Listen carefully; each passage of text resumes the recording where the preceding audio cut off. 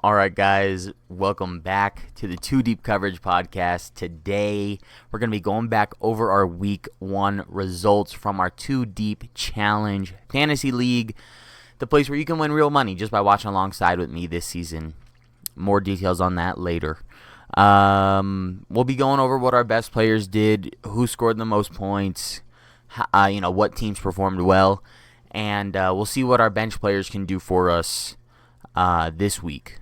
Hopefully to get a win in week 2. Very excited, guys. Let's get into it. But first, I have to talk to you about my friends and partners over at W Energy. Since 2021, they've been making the safest, cleanest, best tasting, crash-free energy drink on the market. This American-made, clean formula energy drink is made to give you a long boost of energy and concentration with no crash or slump afterwards. All flavors are unique and made by W, so you'll never find our taste anywhere else. With multiple limited time and hydrating flavors, you'll always find your next favorite with us. With all drinks having no sugar, no fillers or artificial colors and dyes, no secret or hidden ingredients, and of course being gluten-free, W is the best drink to hit the market in years. With every drink averaging out to be just $1 each, your pocket and body will thank you for making the switch to W Energy. Whether you want to switch it up daily or stay committed with your favorite flavor, W has all the products you need from packs, tubs, and even cans. Be sure to use the link in the description to get your starter sampler pack or whatever amazing product you choose with an extra 10% off using my code TWIZZLER.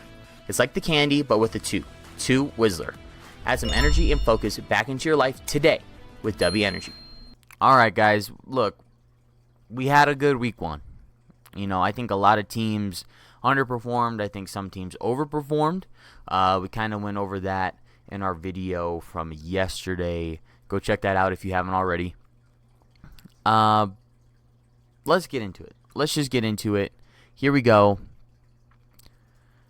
Here's our team. Let's go over that. We got Caleb Williams as our QB. That was one of our challenge rules. We must take our favorite team's quarterback. We have an AFC defense, which is the Broncos. We had the worst projected kicker, which is Andre Schmitz. I realized that's his name while watching, I think I was watching Red Zone. I was not watching the Cleveland game. Andre Schmitz. Don't know how you get Schmitz from that. Or Schmidt. It's not even Schmitz, it's Schmidt. Andre Schmidt.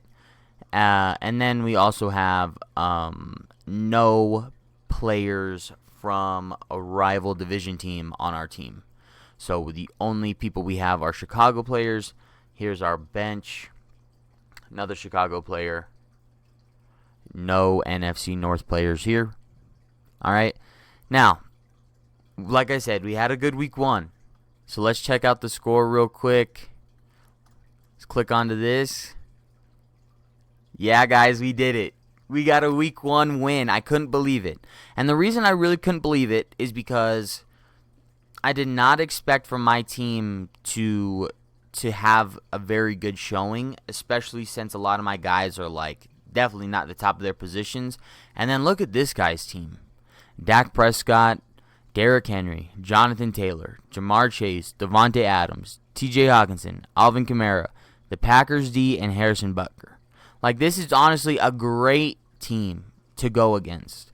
I mean, Jonathan Taylor is one of the best backs in the league, top 5 easily over the last 5 years.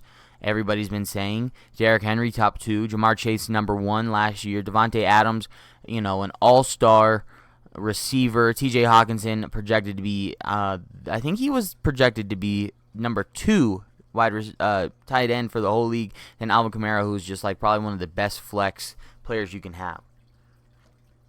And they scored 103 points. Dak severely underperformed in their game on Sunday night or on Thursday night. Derrick Henry went off, but he had a fumble that lost him some points at the end of the game. Jonathan Taylor did a lot, but Danny Dimes did so much more. Jamar Chase and the Bengals struggled. I think he had 2 targets all day, or 2 receptions, I should say. So that helped us out. Devontae Adams definitely did not have a very productive week there in L.A. I think they were on the road, though. I can't remember where they played. I really can't. I really don't know even what happened in that game. I'll have to check that out. That's actually something I need to think about. And then TJ Hawkinson, I mean, they played a good game against Chicago, but the whole game their passing was just lackluster until the fourth quarter, and then he was throwing bombs. Justin Jefferson, whoever had him in this league, racked it up this week as well. Hopefully they had a better result than this guy. Alvin Kamara, I mean, he did good, but the Saints have a horrible offense. Your distributor is really the biggest thing. If the guy who's going to be throwing you backfield passes is not very good, you don't really want to have a guy that's catching them. Okay, so that's Alvin Kamara. The Packers D, they did great. I'm actually kind of worried about the Packers this year. I hate the Packers because I'm a Bears fan. I hate the Packers for multiple reasons, personal reasons that make no sense to anybody, sometimes not even myself. Pardon this video interruption. We have some breaking news. Come and join the new Twizzler Discord, a place to hang out with friends, make new ones, and find a like-minded community.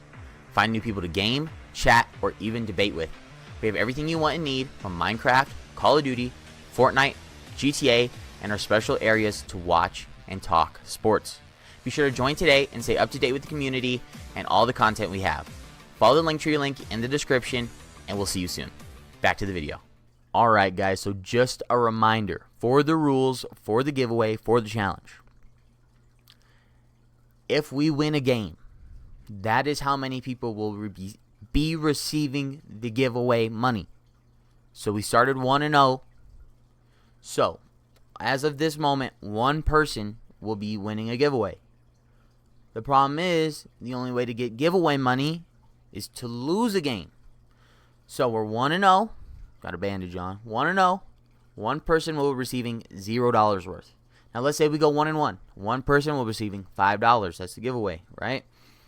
This giveaway can get out of hand for me, right? It can end up being a $5 giveaway for 16 people, and now I'm giving away, I'm giving away a good amount of money, right? But that's what I want to do. I want to have a chance to where I challenge myself to become a better fantasy player, to connect with my audience, for them to come along for the ride, and hopefully even if it's their own benefit, that's the plan. So remember, guys, if we win a game, another person will be added into the entry list. If we lose a game, that'll be another $5 added onto the total given away to each of those people. Okay? So, let's get back into it. I was pretty surprised that we won. But let's go over why we won. Okay? Caleb Williams went off. He did great. 2 rushing touchdowns, I believe. 1 touching, 1 passing. Or 1 running, 1 passing. Ashton Jeanty underperformed, but he still did well. He didn't have a 4-point game like Jamar Chase on the other side did.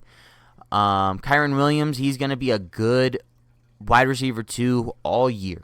All year. He's going to do it all year. All year long. Marvin Harrison Jr., 18.1 points. He played out of his mind. Let's check and see how he played if possible. 5 receptions for 71 yards, 1 touchdown on 6 targets. So I don't even know if he dropped a ball or if he just, it was badly thrown, but he did great. Mike Evans, okay, they didn't play very well. Abuka got 2 tugs, so I figure during the year on the shorter range, maybe, corner route, fade routes, maybe in the red zone within like the 20 or the 10, Mike Evans is going to get those kind of touchdowns. So I think he'll do better, kind of underperform. Travis Kelce did better than I thought he was going to. He'll probably do really bad this next week playing the Eagles, to be honest, especially if they have Jalen Carter.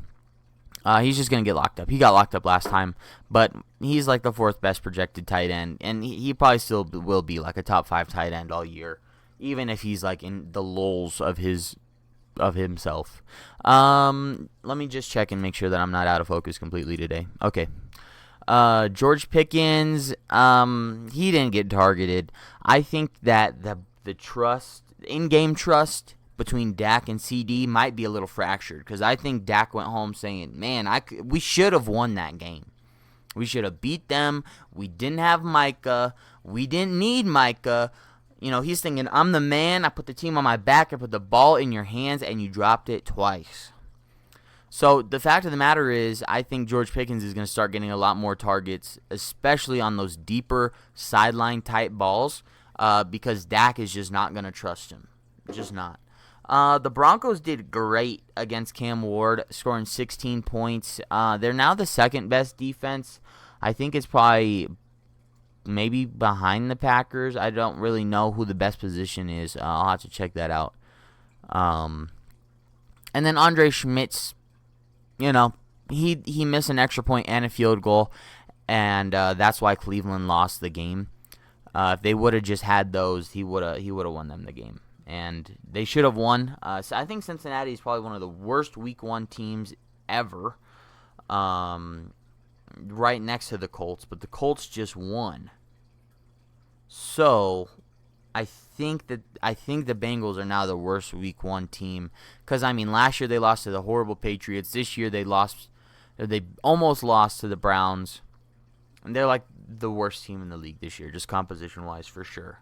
But let's check out what our bench players did, and this is a reason why I want to go over this, because if you look at our third player here, Travis Etienne, who plays for Jacksonville, I understand they played Carolina. I do get that, but they also play all of the NFC South and all of the AFC South twice. Not the NFC South twice, but they play the AFC South twice and the NFC South. So they're going to end up playing the Falcons, New Orleans, and the Bucks as the season goes on, and then they play in their own division. Texans twice, Colts twice, and there's one more team in that division. I couldn't even tell you right now, man.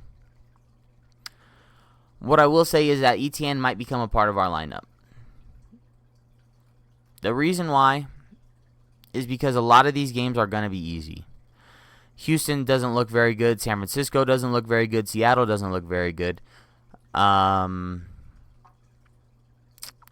keep going. Houston again. Arizona doesn't look the best every year. Tennessee. Indianapolis, like I said. Indianapolis again in Tennessee.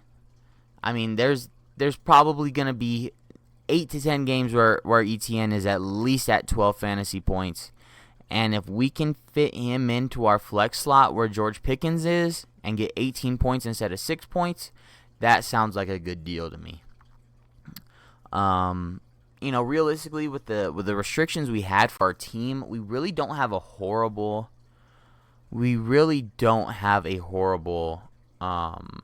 team. I'm going to have to get rid of Amari Cooper because he decided to retire. I heard that. I heard he decided to retire. So we're just going to have to get him off our team. We're just going to have to slot Etienne in there because I just don't see a world where he's not productive in at least 10 games this year. And the thing is, if they can play well in those 10 games against those weaker opponents, there's a chance that they win those 10 games. So, that was week 1. Let's move into week 2. Okay? Kara's top-notch team. Let's see what she has. Looks like we're the home team this week. We're over here on the right side this time. She has Lamar Jackson, who obviously has the advantage on us, especially they're playing Cleveland this week. We're playing Detroit, so we're probably going to lose that quarterback matchup for sure. They have Chuba Hubbard and Kenneth Walker. We definitely have the running back position slotted up. There's Jay Jettas right there and A.J. Brown. That's a great combo to have, but MHJ and Mike Evans are going to look dirty against Carolina and Houston. They have to play Atlanta, who's not a bad team, and Kansas City, who's not a bad team. It's gonna be a good week for us. I think that we actually have a good chance to win this game already. Tyler Warren out of Indiana just did not. It's just not going to be the same this week, especially since they're playing Denver, one of the better defenses in the whole league. It's not going to happen. Especially since we have Travis Kelce, who's playing Philadelphia. We're projected to already be better. Jerry Jeudy as their flex. We're going to change out our flex to be Travis Etienne, to be honest. I think that's what we're going to do, even if he's not projected to do better. Then we have a better defense with the Broncos. We should hopefully piece up Indiana and directly take away those points from him. And then we're going to be at a disadvantage at kicker every week. So I'm not really too worried about that. McLaughlin didn't make all of his kicks either, though. That's why they almost lost or had a chance to go to overtime, is because he didn't make his extra point after the Baker touchdown. So we really don't have any injuries. We're looking good. Let's see if we can go to our roster. All right. So this is the recommended lineup, and I think this looks really good. I was just going to flop Travis down here with the flex. It doesn't really matter, right? We have Travis Etienne as our RB2 this week. I mean, we could really put him down here, but the Raiders play the Chargers, and I just think that they're going to struggle. Only because the Chargers look like they're actually a good team. The problem is the Chiefs look like a bad team, and they still gave up quite a bit of points. So I wouldn't be surprised if the Chargers gave up some good points, and the Raiders actually have a chance to win this game. They did take George Pickens out. He's projected to have 11 points this week, which just isn't enough when your third best running back is projected to have 13 points. So you're just going to be slotted out. MHJ projected to have 14. Mike Evans projected to have 14. I think we're now only 3 points behind their projected total. We were 6. Let's see. Projected 123, projected 120.6. So we're really close. We're really close, and I think the difference here is going to be hopefully Cleveland can just get some field goals. Hopefully Ashton Jency can have some good runs. He had a good few catches, but we need some runs. And then we're really, really looking for Travis to have a good game against Cincinnati. Their defense looks horrendous. So that's what we're looking at. We're at a 3-point deficit going into this week. That's why it's a challenge, guys. We are never going to be on the upper hand going into one of these games. Unless somebody doesn't fix their roster, they have somebody out, whatever. This is a public league. I'm just joining a public league, doing this challenge against random people. That way there's no way I can do anything with it. But we're 3 points down. We know where we can find 3 points. We know where we can definitely lose 3 points. Detroit's defense did not look good against Green Bay. But the problem is Green Bay's offense looked next level. So we have to really make sure that the Bears is our team. That's what I'm saying are. We have to make sure that we play all 4 quarters of the game. We can't play 3.5 quarters. We can't play 2.5 quarters. We can't stop playing at halftime. We have to play 4 quarters against Detroit because we almost beat them on Thanksgiving with Eber juice. Okay? Eber juice. Let's see what we can do, guys. We're 1-0. Let's get after it.